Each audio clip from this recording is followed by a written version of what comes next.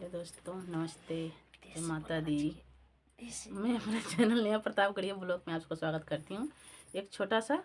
कहारवा नाच गीत प्रस्तुत करने जा रही हूँ। उसको कैसे लगा कमेंट बॉक्स में जरूर बताइएगा। नदिया घन गोरिया वही पिया, नदिया घन गोरिया वही पिया, जब पनिया वही गोड़वा बराबर, जब पनिया वही गोड़वा बराबर, लैला पिया उठैला पिया, पायल हमरा भी गई, लैला पिया पायल हमरा भी गई, लैला पिया नदिया घन गोरिया वही पिया, नदिया घन गोरिया वही पिया, जब पनिया वही कमरे बराबर, जब पनिया वही कमरे बराबर, लैला पिया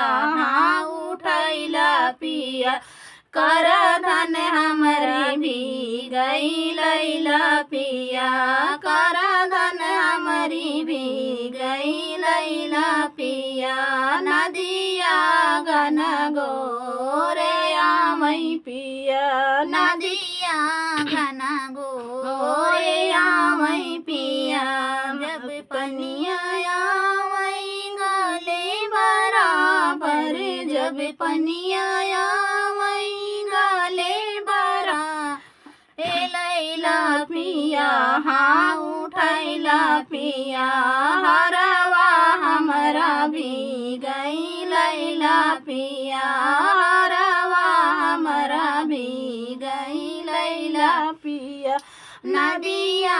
घन गोरिया वही पिया, नदिया घन गोरिया वही पिया,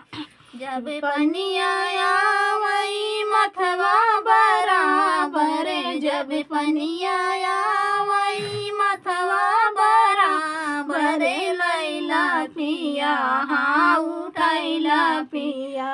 टिकवा हमरा भी गई, लैला पिया टिकवा हमरा भी गई, लैला पिया नदिया घन गोरिया वही पिया, नदिया घन गोरिया वही पिया।